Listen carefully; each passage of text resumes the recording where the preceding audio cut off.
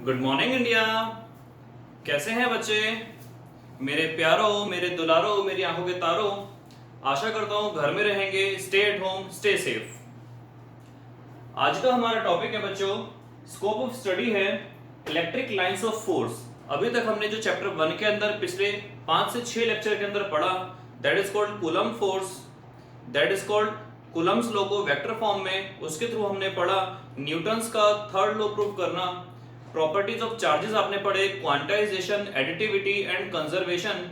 उसके बाद आपने पढ़ा था कॉन्टिन्यूअस चार्ज डिस्ट्रीब्यूशन। और आज से हम इसी चैप्टर का एक नया टॉपिक शुरू करने जा रहे हैं जिसका नाम है electric lines of force, electric dipole.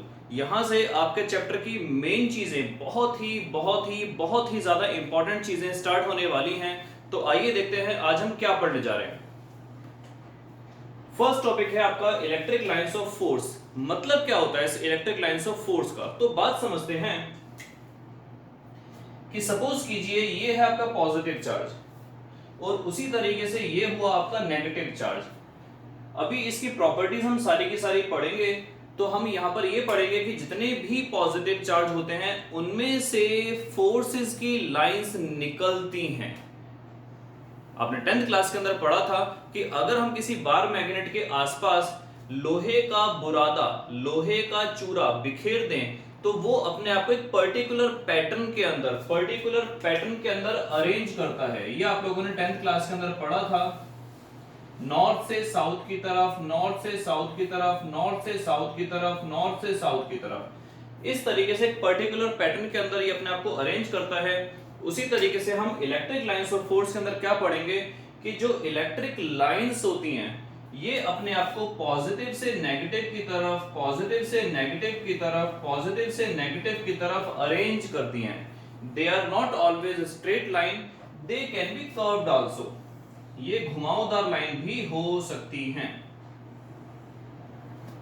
लेकिन बात एक है कि पॉजिटिव चार्ज से हमेशा निकलेगी और नेगेटिव चार्ज के अंदर एंटर करेगी। अब बात यहां पर करते हैं तो इसकी डेफिनेशन एग्जैक्टली हुई क्या इलेक्ट्रिक लाइन ऑफ फोर्स की? तो साफ साफ लिखा आपके बोर्ड पर सामने, it is a line, it is a path straight और कर्व्ड, चाहे ये सीधा हो चाहे ये गोल घुमावदार हो, सच दैट अगर किसी भी बिंदु पर हम टेंजेंट खींचे, टेंजेंट का मतलब होता है स्पर्श रेखा, स्पर्श का मतलब होता है एक ऐसी लाइन जो जस्ट टच करते हुए जाए। तो अगर हम किसी भी बिंदु पर टेंजेंट खींचेंगे तो वो टेंजेंट हमें क्या दिखाएगी? Direction of electric field, direction of electric field. Electric field आपने कल पढ़ा था। इलेक्ट्रिक फील्ड का मतलब होता है इलाका, इलेक्ट्रिक फील्ड का मतलब होता है उस चार्ज का एक पर्टिकुलर वो इलाका जिसके अंदर अगर हम बाहर से चार्ज को लेकर आएंगे तो बाहर वाला चार्ज क्या फील करना स्टार्ट कर देगा? Right, exactly, force. तो यहां पर आपके पास यही आया, electric lines of force, it is a path, it is a path. ये एक रास्ता है, चाहे वो स्ट्रेट हो या कर्व्ड हो, चाहे वो सीधा हो या घुमावदार हो, सच दैट इस प्रकार टेंजेंट टू इट, इसके किसी भी लाइन पर अगर हम क्या खींच दें? Tangent to it at any point gives the direction of electric field intensity at that point, not magnitude। Physics के अंदर हमारे पास दो चीजें होती हैं, मैग्नीट्यूड और डायरेक्शन। जैसे अगर मैं बोलूं कि राम पूर्व दिशा में जा रहा है तो डायरेक्शन मिली, राम पूर्व दिशा में 5 मीटर पर सेकंड की स्पीड से जा रहा है तो वो मैग्नीट्यूड मिला। तो यहां पर हमें इलेक्ट्रिक फील्ड इंटेंसिटी की केवल डायरेक्शन का पता चलेगा, direction of electric field intensity. हम यहां पर मैग्नीट्यूड का पता कभी भी नहीं लगा सकते हैं। Is it clear?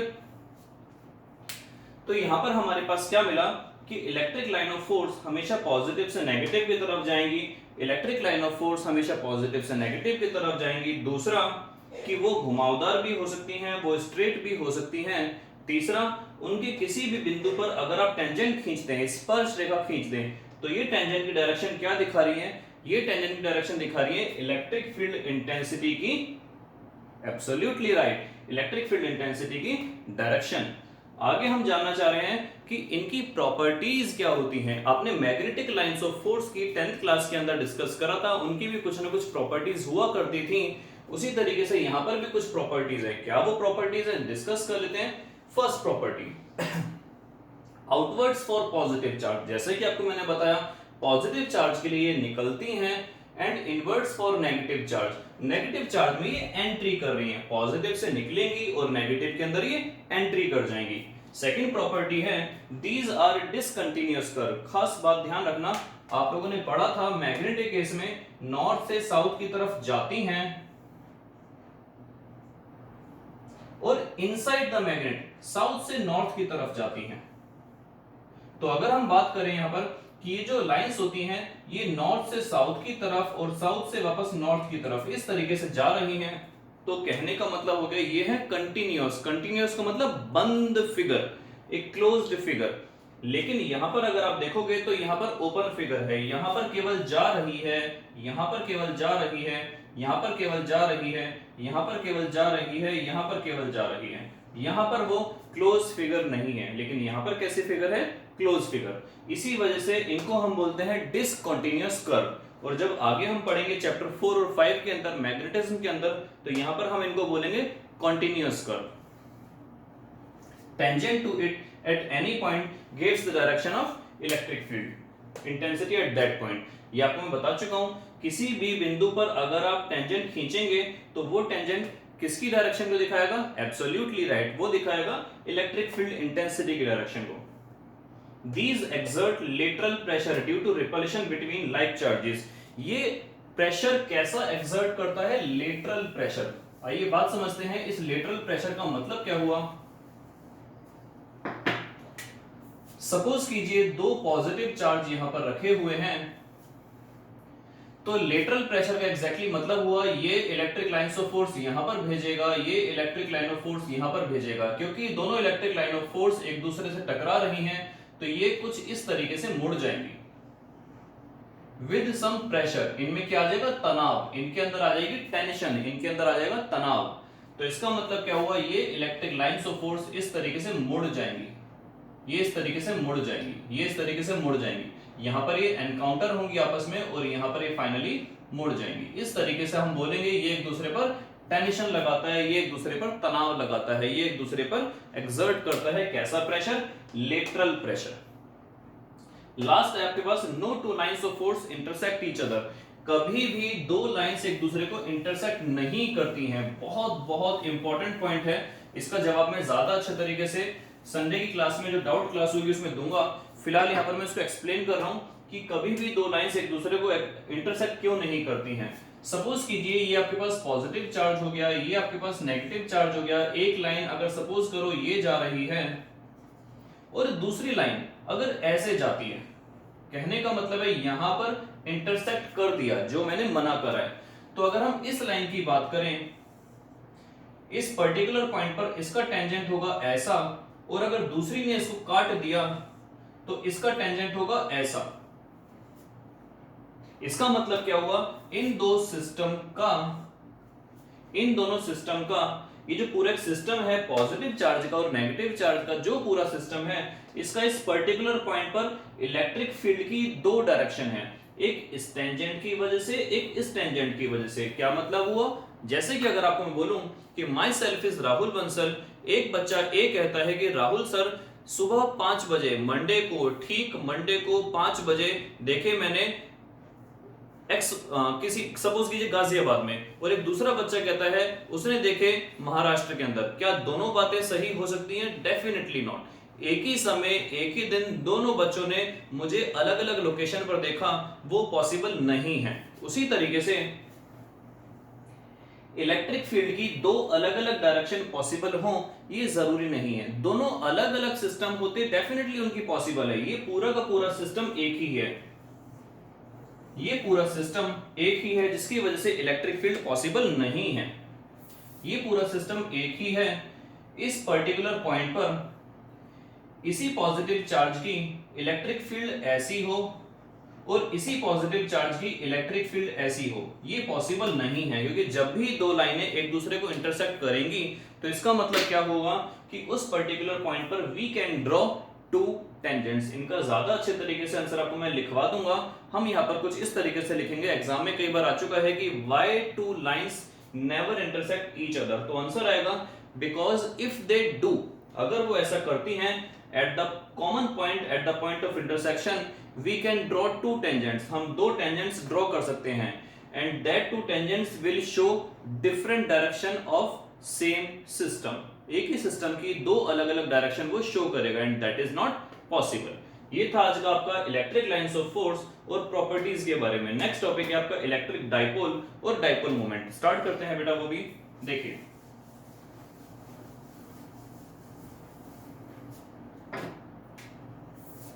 Next topic है electric dipole.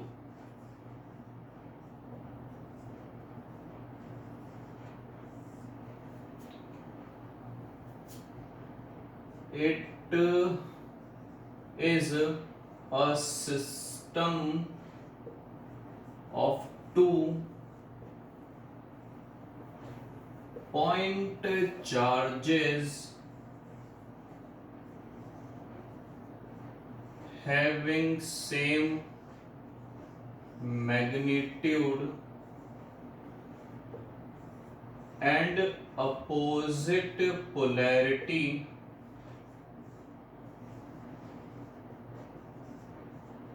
separated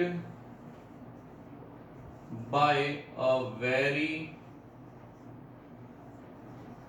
small distance। Example हो सकते हैं H2O, NH3, alcohol, HCl etcetera. समझाता हूं मैं क्या मतलब है। नेक्स्ट टॉपिक है आपके पास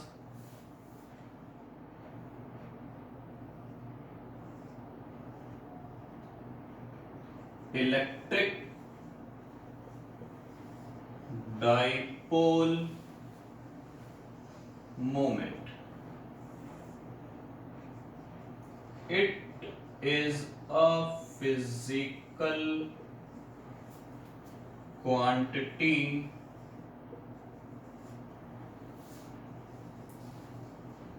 whose magnitude is equal to the product of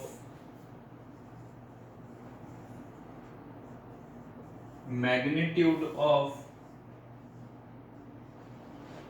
either charge and separation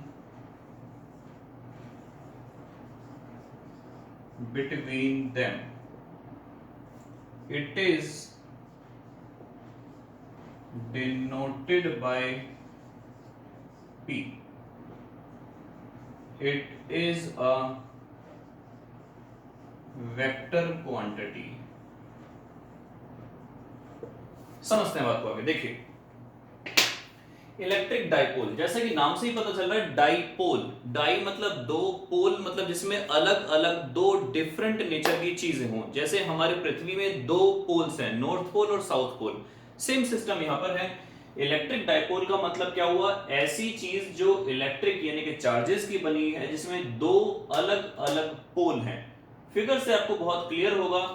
ideal dipole जो होता है हमारे पास, एग्जाम में एक बार ऐसा आया था कि क्वेश्चन था आपके पास, what is ideal dipole. Ideal dipole हम किसे कहते हैं, तो इसका आंसर भी मैं यहां लिख देता हूं, जिनका सेपरेशन कितना हो, approximately zero, not exactly zero, क्योंकि अगर दोनों के दोनों एक ही जगह आके बैठ जाएंगे तो वो इफेक्ट को न्यूट्रलाइज कर देंगे। तो इनका सेपरेशन कितना होना चाहिए, approximately very very very very zero.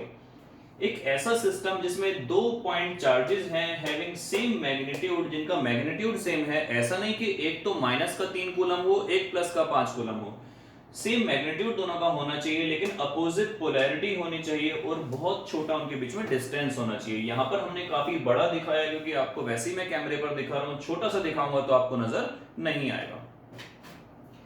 Minus Q हो गया, प्लस क्यू हो गया, और इनके बीच का डिस्टेंस होता है 2a। लेने को हम a भी ले सकते हैं, आगे डेरिवेशंस कराएंगे, आपको पता चलेगा कि हमने यहां पर एग्जैक्टली 2a क्यों लिया था। और आज का लास्ट टॉपिक है electric dipole moment. Electric dipole moment को हम जैसे कि हम शो कर रहे हैं P से दिखाते हैं, ये एक वेक्टर क्वांटिटी होती है और P का फॉर्मूला होता है Q। इंटू 2a, और Q के ऊपर लगा देंगे मैग्नीट्यूड। इसका मतलब ये हुआ कि अगर कोई नेगेटिव चार्ज होगा तो हम उसकी केवल वैल्यू लेंगे, नेगेटिव साइन हम यहाँ पर इसका नहीं लेंगे। 2a सेपरेशन तो आपको पता होगा, डिस्टेंस तो यूनिट इसकी मीटर होती है और ये स्केलर क्वांटिटी होती है, लेकिन क्योंकि यहाँ पर इसकी एक फिक्स्ड डायरेक्शन होती है और इलेक्ट्रिक डायपोल मोमेंट की जो डायरेक्शन होती है